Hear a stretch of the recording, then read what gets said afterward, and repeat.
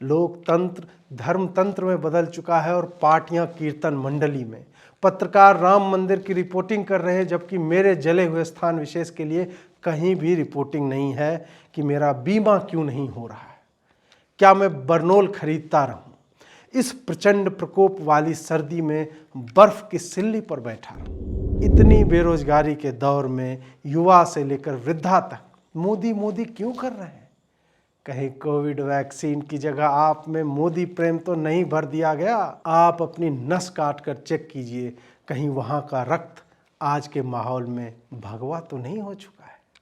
क्या उसमें आरबीसी की जगह राम भरत सीता तो नहीं? लोग हिंदू मुसलमान में इतने डूब चुके हैं कि वो इसे सत्य मान रहे हैं। क्या हम यह श्योर हैं कि जिसे दिए जलाता हुआ समुद्री लुटेरा कप्तान जैक स्पैरो कहा जा रहा है, वह कहीं घोर संघी स्वयं को प्रातः स्मरणीय कहकर संबोधित करने वाला अजीत भारती जी ब्रो तो नहीं है? सड़कों पर राम नाम के झंडे लगा दिए गए। क्या चुनाव आयोग को यह सब दिख नहीं रहा?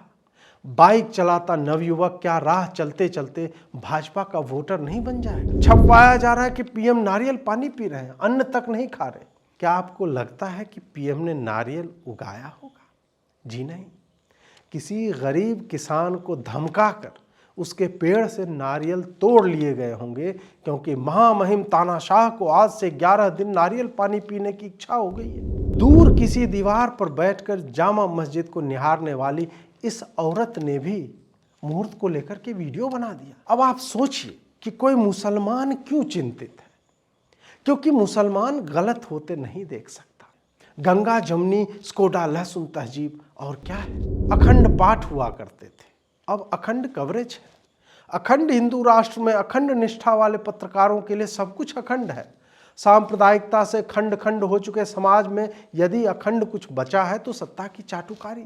मैं भी किया करता था, पर मेरी बात तो कुछ और थी, क्योंकि कांग्रेस सत्ता नहीं थी, कांग्रेस तो कांग्रेस थी। मेरी चिंता यह है कि आज मंदिर को देखने के लिए मुंह में कंचे लिए घूमने वाले शायर नहीं है।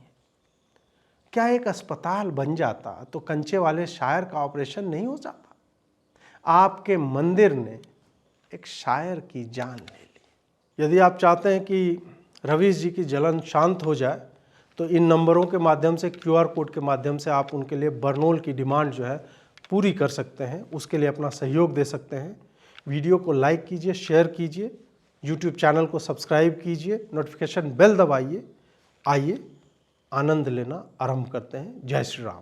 नमस्कार, मैं रवीश कुमार। ओ सॉरी, सही नाम तो मेरा रवीश कुमार है, तो फिर से लेते हैं। नमस्कार, मैं रवीश कुमार। मैं अयोध्या में हूँ, जहाँ मैं होकर भी नहीं हूँ और नहीं होकर भी हूँ। ये तो साहित्यिक बात हो गई, क्योंकि मेरे पास है ग्रीन स्क्रीन। यहाँ की गलियों से जब मैं गुजरता हूँ तो देखता हूँ बेरोजगारों का एक पूरा समूह जो राम भजन कर रहा है, और उसे इसकी कोई चिंता नहीं कि देश कहाँ जा रहा है। देश की तो छोड़िए, इन्हें यह भी नहीं पता कि ये स्वयं कहाँ जा रहे हैं। मैंने तस्वीरों में देखा कि हॉलीवुड के बड़े बड़े कलाकार भी भारत में मनरेगा के अंतर्गत अयोध्या में नौकरी कर रहे हैं। आयरन मैन और बैटमैन झाड़ू लगा रहे हैं, डेडपूल और श्रीमान जोकर पोछा दे रहे हैं, ग्रूट और थैनोस रसोइया बने हुए हैं, सुपरमैन फूल लेकर आ रहा है, जलदस्यु जैक स्पैरो अनंत सुंदरी वंडर वुमन के साथ दिए प्रज्वलित कर रहा है। एम्बर भाभी यदि ब्रेकअप ना करती तो बगल में आज बेशक वही होती। खैर, हल्क और स्पाइडरमैन किसी भगवाधारी साधु को भोजन दे रहे हैं। लोकी और थोर हारमोनियम और तबला बजा रहे हैं। जानी बर्फानी यानी जॉन स्नो और डॉक्टर विचित्र यानी डॉक्टर स्ट्रेंज भोजन पा रहे हैं। लेकिन यह सब सत्य नहीं है। यही तो मोदी का मैनेजमेंट है, मोदी का इवेंट मैनेजमेंट। यही तो लोगों की आंखों में राम नाम की धूल झोंकी जा रही है। लोग हिंदू मुसलमान में इतने डूब चुके हैं कि वो इसे सत्य मान रहे हैं। वो कह रहे हैं कि राम नाम की महिमा देखिए, हॉलीवुड के बड़े बड़े नाम खींचे चले आए।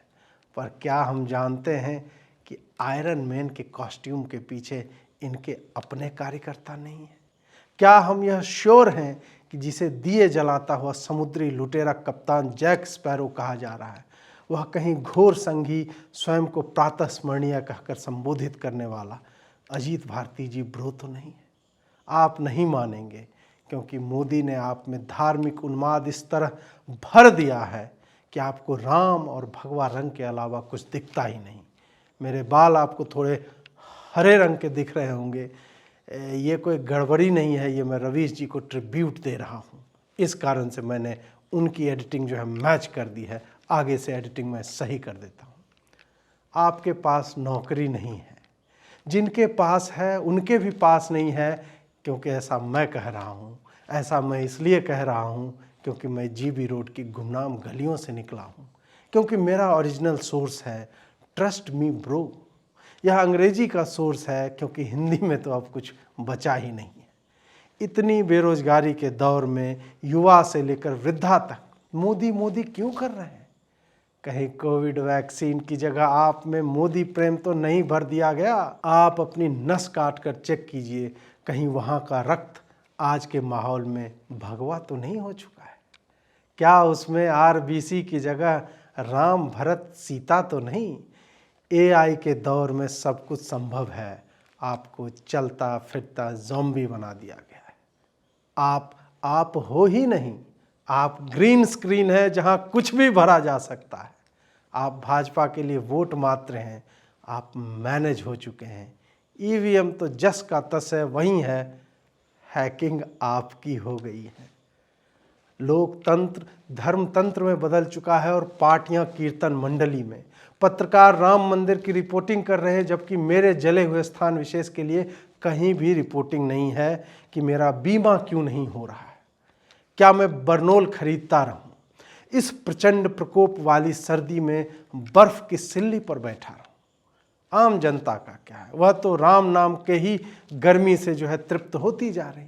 सोसाइटी के अंकलों ने व्हाट्सएप पर ऐसी रामनामी भट्टी बना दी है कि आप सब कुछ भूलकर मंदिर बनने का जाप करते रहेंगे।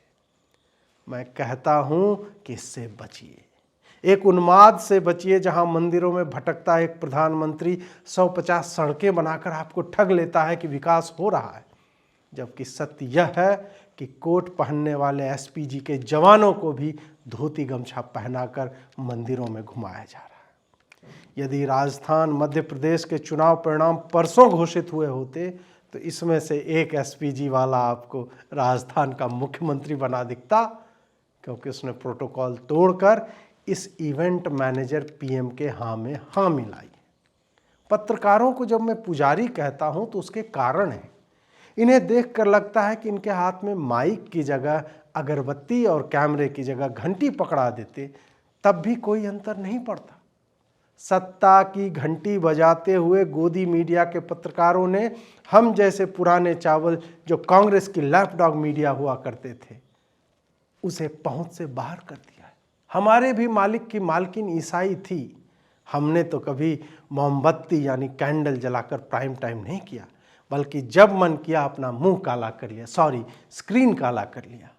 ये देखिए वीडियो आप। मोदी को जान देने को तैयार है। अरे हाँ, मोदी के लिए मोदी के लिए। ऐसा क्यों?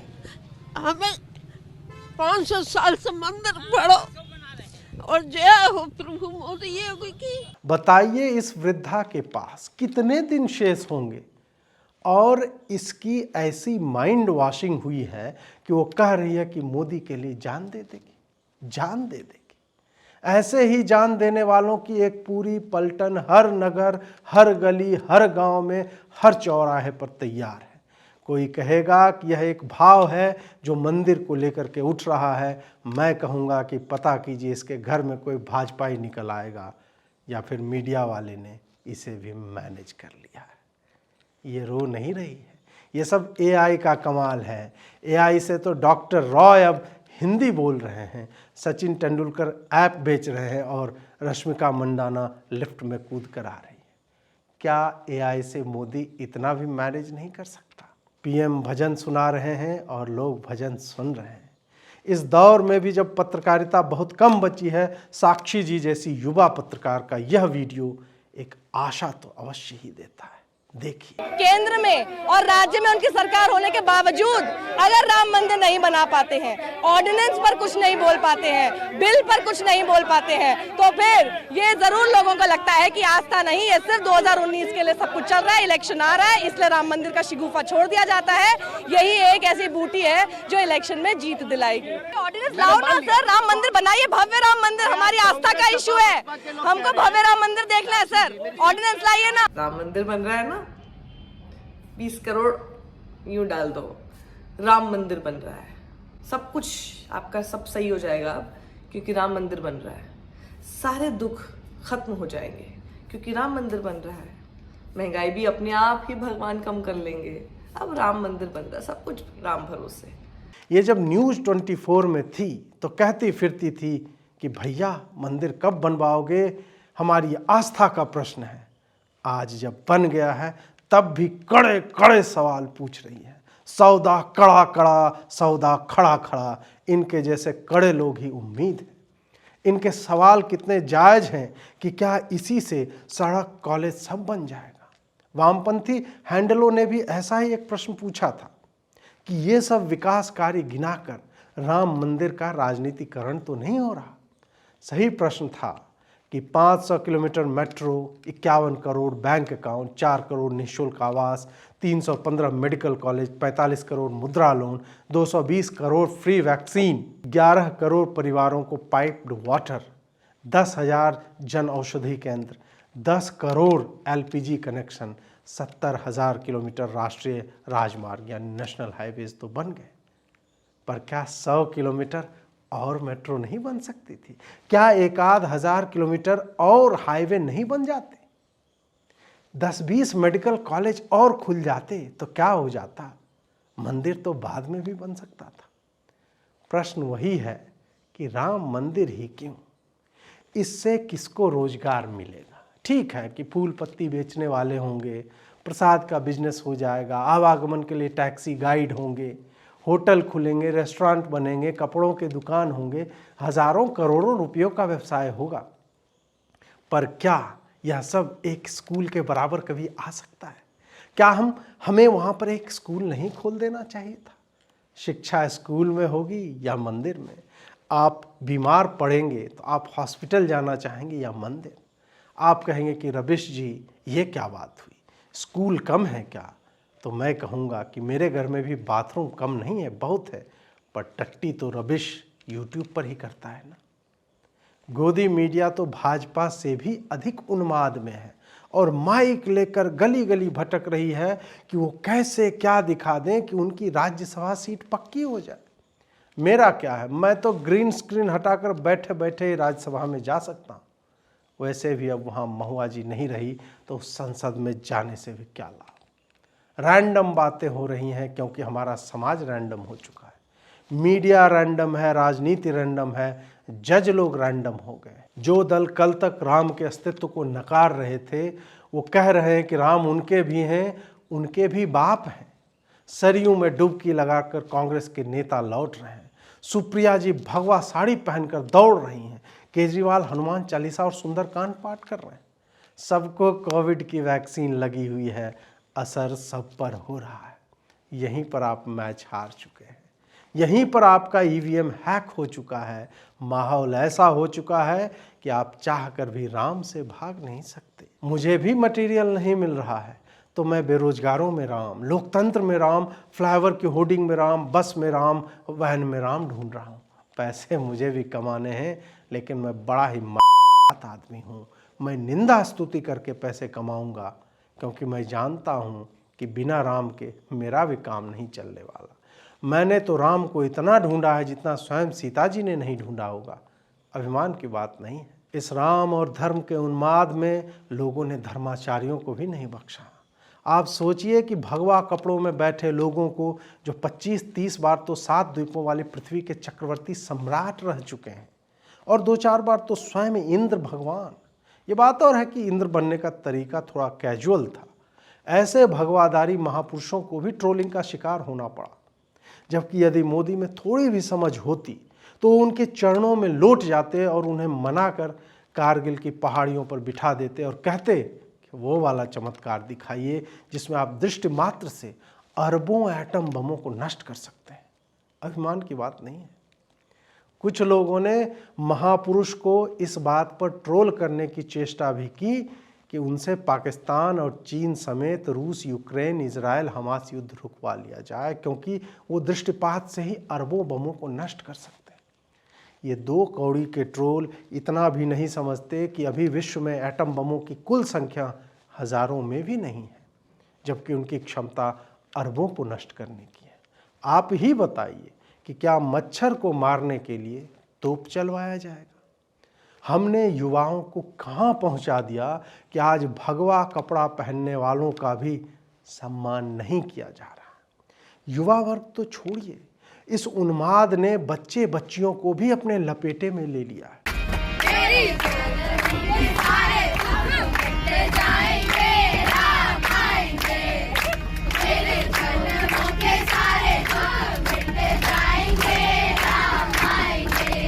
स्कूल बस में बच्चे राम नाम के गीत गा रहे हैं, जबकि यही बच्चे Jack and Jill went up the hill करते थे। अब आप सोचिए कि फेच अ लिटिल वाटर करने कौन जाएगा? कैसे बनेगा उन घरों में भोजन जहाँ के बच्चे यह नहीं जानते कि पहाड़ी से पानी लाना कितना आवश्यक कार्य है। पर क्या कीजिएगा, हमारे साथ श्री रघुनाथ तो किस बात की चिंता, ये भजन चलाकर लोगों को बरगलाया जा रहा है। सड़कों पर राम नाम के झंडे लगा दिए गए। क्या चुनाव आयोग को यह सब दिख नहीं रहा? बाइक चलाता नवयुवक क्या राह चलते चलते भाजपा का वोटर नहीं बन जाएगा? उन झंडों में एक सम्मोहन शक्ति है। आप देखेंगे और चुनाव हो या ना हो, आप अपने घरों में ही बटन दबाने लगेंगे, आप प्रैक्टिस करने लगेंगे। भाजपा बाकियों से 10 साल आगे सोचकर चलती है। सड़कों का भगवा रंग अलग रंग का है, पहनने का अलग है, उस पर एक उन्माद का लेप है जो युवाओं को खींचता है। आप पास जाते हैं, आप हैक हो जाते हैं, राम नाम का जाप आप करने लगते हैं। याद कीजिए कि कल तक आप ऑफिस जाने वाले एक सामान्य युवा थे, आज आप झंडा पकड़े हुए हिंदू हो चुके हैं। कितनी बुरी बात है। भैया ये तो बड़े नए स्टाइल से रंगोली डाल रहे हैं। हाँ, ये तो बड़ी आसानी हो जाती होगी। हाँ, आसानी होती है। हाँ, काम भी स्पीड से हो जाता है। कहाँ से हैं आप? महाराष्ट्र से, सांगली जिला से। अच्छा, तो अपनी मर्जी से आप इधर आए हैं क्या अपनी मर्जी रंगोली? से आए हैं। अच्छा, तो क्या मतलब भगवान राम के लिए आए हैं आप अयोध्या? मैं 30 बरस से काम करता हूँ, हाँ रंगोली सजाने का। हाँ। तो मैं बोला मेरी कला भगवान जी के चरणों में अर्पित करना चाहता था, इसलिए इधर आया। 2 टन की रंगोली निकलने वाला, 2 क्विंटल की। अच्छा, 2000 किलो की। आज के समय में कोई हिंदू कैसे हो सकता है? होना ही है तो किसी की प्रेमिका हो जाइए, किसी के प्रेमी हो जाइए। हिंदू होना तो सांप्रदायिक हो जाना है। पुराने वीडियो निकालकर लोगों को याद दिलाया जा रहा है कि पद्म विभूषण मुलायम सिंह जी ने गोलियां चलवाई थी, सरयू को शवों से पाट दिया गया था। पर मैं पूछता हूं, क्या हम इतिहास में ही उलझे रहेंगे? मुलायम थे, मुलायमों से गलती हो जाती है। क्या ये छोटी मोटी गलतियां हम भूल नहीं सकते? आज समय इंडी गठबंधन का है, एक हो जाने का है, और आप पुराने घाव कुरेद रहे हैं, क्योंकि संघ और भाजपा चाहती है कि आप उस समय को स्मरण करें। आप तो उस समय थे भी नहीं। आंदोलन हुआ और लोग मरे, ये तो चलता रहता है। इसमें याद क्या करना है? याद करना ही है तो 2002 को याद कीजिए, गोधरा को याद कीजिए, जिसमें 59 कार सेवकों को, सॉरी, ये वाला पार्ट मतलब क्या याद करना? याद कीजिए इसके बाद के दंगों को। डब्बे में आग मुसलमानों ने लगा भी दी तो आप क्या दंगे कर देंगे? क्या एक बड़े समुदाय को बड़ा हृदय रखकर आग के बदले कहीं और लकड़ी आदि में आग लगाकर क्षमा नहीं कर देना चाहिए था? कार सेवकों को जला दिया तो आप कारों को जला देते किसी गैराज में जाकर। इसमें इतना भी क्रोध क्यों करना? इस्लामी विचारधारा तो पूरे विश्व में नरसंहार आदि तो करती ही रहती थी, तो थोड़ा सा डिब्बे में आग लगा ही दिया तो इसका बतंगड़ क्यों बना? अमन की आशा की गजलें सुनिए और मन को शांत कीजिए। अखबारों की कतरनों को, पुराने वीडियो को निकालकर हम और आप क्या पालेंगे? ज़रा सोचिए। नई अखबारों को पढ़िए जिसमें केवल राम ही छप रहे हैं। आज मंदिर का रास्ता बना, आज सूर्य स्तंभ लगा, आज फूल सजे, आज ये हुआ, आज वो हुआ। पत्रकार पुजारी हो गए हैं और पुजारी पत्रकार। आप IIM के बंदे बंदियों को नौकरी नहीं लग रही है, उधर नहीं देख रहे हैं आप। और PM जो है मंदिरों में भटक रहे हैं। छपवाया जा रहा है कि PM नारियल पानी पी रहे हैं, अन्न तक नहीं खा रहे। यह भी कहीं गोरा बनने की तकनीक तो नहीं, क्योंकि इससे पहले भी हमने ताइवानी मशरूमों के बारे में पढ़ा है। आम आदमी को पानी नहीं मिल रहा और PM नारियल पानी पी रहे हैं। ये है हमारे देश की मीडिया की रिपोर्टिंग। सब राममय है। क्या आपको लगता है कि PM ने नारियल उगाया होगा? जी नहीं। किसी गरीब किसान को धमकाकर उसके पेड़ से नारियल तोड़ लिए गए होंगे, क्योंकि महामहिम तानाशाह को आज से 11 दिन नारियल पानी पीने की इच्छा हो गई है। ये तानाशाहों वाला आचरण ही है कि आज से तेरा भाई केवल आलू खाएगा, आज से तेरा भाई केवल बड़ी टीवी पे मैच देखेगा, आज से केवल बाइक ही चलाएगा। ये आदमी आपका PM है। ध्यान से देखिए, इसे आपने वोट दिया है। मैं पूछता हूँ कि क्यों दिया है? आप कहेंगे कि ए रविश्वा फिर देंगे। ऐसे पागलपन का कोई इलाज नहीं, इसकी कोई वैक्सीन नहीं, क्योंकि वो कविताएं बनाता है और आप वोट देते जाते हैं। अब की बार मोदी सरकार, अब की बार 300 पार, फिर एक बार मोदी सरकार। क्यों भाई? राहुल सरकार क्यों नहीं? युवा हैं, टी-शर्ट पहनते हैं ठंडी में भी, कुली, किसान, ड्राइवर, मैकेनिक, बढ़ई सब बन लेते हैं।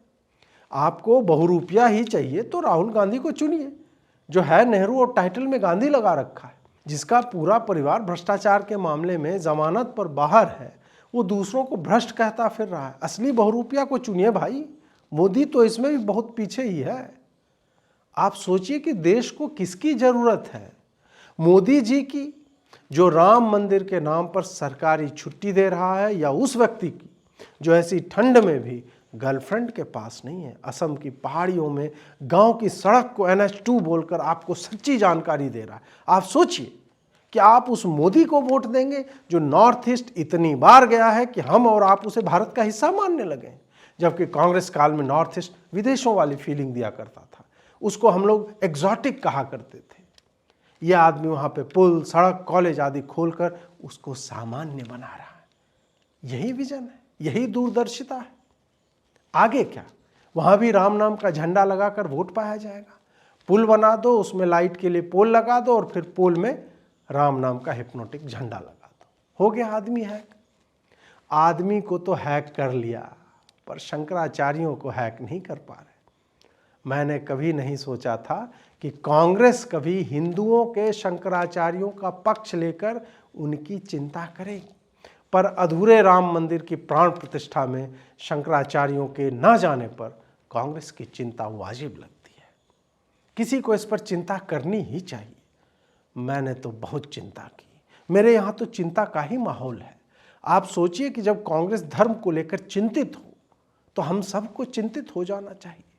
एक वैसी पार्टी जिसने राम के होने को काल्पनिक कहा क्योंकि उसे उसी कारण वोट मिलते रहे, अचानक से मुहूर्त और ज्योतिष के चक्कर में पड़ गई है। अब जयराम रमेश बता रहे हैं कि मुहूर्त क्या है, क्या होना चाहिए। जयराम को तो छोड़िए, दूर किसी दीवार पर बैठकर जामा मस्जिद को निहारने वाली इस औरत ने भी मुहूर्त को लेकर के वीडियो बना दिया। वीडियो देख लीजिए। यहाँ पर जो ये शंकराचार्य हैं वो कह रहे हैं कि शास्त्र और धर्मशास्त्र, उनकी विधि का बिल्कुल ध्यान नहीं रखा गया है। यहाँ पर सीधे तौर पर कह रहे हैं, शंकराचार्य के ज्योतिषी ने उनसे कहा था कि जनवरी का मुहूर्त निकालो, उनसे कहा गया, उन्हें आदेश दिया गया और तो उन्होंने निकाल दिया। यानी सीधे तौर पर आप ये देखिए, ज्योतिषी को बोला जा रहा है कि मुझे अपनी मर्जी का मुहूर्त चाहिए। अब आप सोचिए कि कोई मुसलमान क्यों चिंतित है, क्योंकि मुसलमान गलत होते नहीं देख सकता। मुसल्लम है जिसका ईमान, ईमानदार होते हैं वो अब ज्योतिष और मुहूर्त के लिए वीडियो बना रहे हैं। गंगा जमनी, स्कोडा, लहसुन तहजीब और क्या है। राम मंदिर के लिए वो चिंतित हो गई जिसे राम मंदिर वाले ट्रोल करते हैं कि ये फोटोशॉप करती है और बुर्का नहीं पहनती। हाँ, करती है फोटोशॉप, क्योंकि उसे फोटोशॉप आता है तुम्हें नहीं आता क्योंकि तुम निकम्मे हो, तुम में हिंदू मुसलमान सांप्रदायिक घृणा भरी हुई है। तुम अपने देह की सुंदरता समझ नहीं पा रहे हो क्योंकि तुम राम के चक्कर में सड़कों पे उन्माद फैला रहे हो। जय श्री राम भैया। जय श्री राम भैया। जय श्री राम। अरे भैया विकलांग है क्या? हाँ, विकलांग मोटरसाइकिल चला रहे हैं? अरे प्रभु की कृपा है, मालिक के विचार आए कि हम प्रभु प्राण प्रतिष्ठा के अवसर पर जाए और वो भी साइकिल से, ताकि विकलांगों को ये पता लगे कि एक आस्था में इतनी ताकत है तो विश्वास में कितनी बड़ी हो। आप सोचिए कि एक समाज के तौर पर इस महंगाई के दौर में हम कहाँ पहुँचना चाह रहे हैं। एक तरफ आपके हवाई जहाज नहीं उड़ पा रहे और आप दावा कर रहे हैं कि हमने चंद्रयान उतार दिया चांद पर। आप दावा कर रहे हैं कि भगवान राम स्वर्ग से आ रहे हैं। कहीं ऐसा तो नहीं कि राम के आने की सूचना मिलते ही सारा मार्ग पुष्पक विमान के लिए खाली करा दिया गया। जब इस देश में नेताओं के लिए मार्ग खाली हो जाता है तो राम के नाम पर तो ये पूरा शहर, पूरा देश खाली करवा ले। आकाश कौन सी बड़ी बात है। मैं विचलित हूँ क्योंकि मेरा काम है विचलित हो जाना। मैं परेशान हूँ इस रामलीला से जिसका मंचन हो रहा है और हमारी तरफ के लोगों को असुर बताया जा रहा है। मैं चिंतित हूँ क्योंकि कभी मैं यह पूछा करता था कि मोदी राम मंदिर पर कब बोलेंगे, और अब मैं इसलिए चिंतित हूँ क्योंकि मोदी राम मंदिर पर बोलेंगे। प्रधानमंत्री अयोध्या क्यों नहीं जाते हैं? मुख्यमंत्री योगी आदित्यनाथ प्रमोद श्रीवास्तव के अनुसार 7 बार अयोध्या गए हैं और 3 बार फैजाबाद जा चुके हैं। अब सवाल पूछा जा सकता है कि प्रधानमंत्री अयोध्या कब जाएंगे, बाबरी मस्जिद ध्वंस और राम मंदिर के मसले पर कब बोलेंगे। सवाल है प्रधानमंत्री मोदी कब राम मंदिर पर अपना भाषण देंगे। बहुत आसानी से गोदी मीडिया या बीजेपी का तंत्र उनके भाषण को राष्ट्रीय भाषण कह देगा, लेकिन क्या वो राजनीतिक नहीं होगा? प्रधानमंत्री को ही हर मौके पर क्यों भाषण देना चाहिए? क्या ऐसे मौके पर किसी धर्मगुरु शंकराचार्य का भाषण नहीं हो सकता था? आप कहेंगे कि रवीश जी, शास्त्रों में इसे ही दोगलापन कहा गया। तो मैं आपसे पूछूंगा कि किस शास्त्र में? वो शास्त्र क्या आपने स्वयं ही लिखा है? क्या यह शास्त्र किसी अजीत भारती की लिखी हुई बकर पुराण है जो उसके साइट पर उपलब्ध है, या मोदी ने नया शास्त्र लिखवा दिया है? अखंड पाठ हुआ करते थे, अब अखंड कवरेज है। अखंड हिंदू राष्ट्र में अखंड निष्ठा वाले पत्रकारों के लिए सब कुछ अखंड है। सांप्रदायिकता से खंड खंड हो चुके समाज में यदि अखंड कुछ बचा है तो सत्ता की चाटुकारी मैं भी किया करता था। पर मेरी बात तो कुछ और थी, क्योंकि कांग्रेस सत्ता नहीं थी, कांग्रेस तो कांग्रेस थी। युवाओं के भाग्य खंडित हैं पर कवरेज अखंड है। नागालैंड की सड़कें खंडित हैं पर कवरेज अखंड है। आप कुछ मत कहिए क्योंकि राम मंदिर बन रहा है। आप कुछ कहेंगे तो आपका मुंह बंद करा दिया जाएगा, क्योंकि आपको अखंड भारत के अखंड राम मंदिर की अखंड कवरेज पर केवल वाह वाह करने का रोल मिला है। आज राम मंदिर बन रहा है, कल कृष्ण मंदिर बनेगा, फिर महादेव मंदिर बनेगा। भारत एक मंदिर प्रधान देश है जहाँ का युवा भजन गा रहा है, क्योंकि यहाँ का पीएम ही रोज एक भजन सुना रहा है। आपने कभी सुना है कि अमेरिका के राष्ट्रपति ने भजन शेयर किया? नहीं सुना होगा। पर यहाँ का प्रधानमंत्री भजन सुना रहा है क्योंकि उसके पास इस देश को देने के लिए भजन और मंदिर ही है। आपको सड़कों के फोटो दिखाकर ठगा जा रहा है। बन गई सड़कें, नहीं बनी थी तब क्या लोग आते जाते नहीं थे? तब क्या समाज कटा हुआ था, अलग अलग था? तुमने सड़कें बनाकर स्थानों को तो जोड़ दिया, पर समाज को तुमने अलग कर दिया है। बना दी 350 मेडिकल कॉलेज, तो क्या पहले लोग मेडिकल की पढ़ाई नहीं करते थे? 51 करोड़ बैंक अकाउंट खुलवा दिया, जिससे लोगों का पैसा उनके पास न रहे, किसी उद्योगपति बैंकर की तिजोरी में बंद हो जाए। विकास के नाम पर जो भी हुआ है वह कुछ भी नहीं है। अर्थशास्त्री कहते हैं कि राष्ट्र की अर्थव्यवस्था को चलाने के लिए भ्रष्टाचार भी जरूरी होता है। वहाँ पढ़े लिखे लोग थे, हार्वर्ड के, ऑक्सफोर्ड के, कैम्ब्रिज के। कांग्रेस की मैं बात कर रहा हूँ। तुमने इतना कुछ करा लिया और घोटाले नहीं किए, क्योंकि तुम उन लोगों को बाहर कर देना चाहते हो जो पहले दलाली का कुछ खाया करते थे। उनका घर चलता था, उनका पेट पलता था, एक समानांतर अर्थव्यवस्था थी। रघुराम राजन की बातों को गलत बताने के लिए इन्होंने अपनी जीडीपी रेट सुधार ली, अच्छे से प्रगति करने लगे। पर नोटबंदी को कौन भूल सकता है। आपका पैसा लिया गया और मंदिर बन रहा है, मंदिर बनाकर आपको चुप करा दिया गया। नोटबंदी भूल जाइए, जीएसटी भूल जाइए, राफेल और पेगासस को भूल जाइए, अडानी को भूल जाइए। केवल याद रखिए कि एक मंदिर बन रहा है, भव्य मंदिर बन रहा है। सीताराम हनुमान, सीताराम हनुमान, सीताराम हनुमान, सीताराम हनुमान। इसी का पाठ करते रहिए, देश आगे बढ़ने लगेगा। मेरे राम, मेरे राम, मेरे राम, मेरे राम, किस गली गयो मेरा राम, किस गली गयो मेरा राम। मेरी पीड़ा का अंत नहीं है, मेरी वेदना को मैं छुपा नहीं पा रहा। कहाँ रख दूं इसे, किस डिब्बे में छुपा दूं? क्या इसका मुआवजा मिलेगा या अपने YouTube पर अकारण ही वीडियो बनाता रहूं? आप राम नाम लीजिए, क्योंकि वही चल रहा है। मेरी चिंता यह है कि आज मंदिर को देखने के लिए मुंह में कंचे लिए घूमने वाले शायर नहीं है। क्या एक अस्पताल बन जाता तो कंचे वाले शायर का ऑपरेशन नहीं हो जाता? आपके मंदिर ने एक शायर की जान ले ली। नमस्कार, चलता हूँ, चलते रहिए। ए जी, बरनौल मंगवा लीजिएगा, और जब तक वो आएगा तब तक बर्फ़ का सिल्ली उल्ली भी 22 तारीख तक तो नज़दीक है एकदम। अरे रिकॉर्डिंग बंद कीजिए भाई।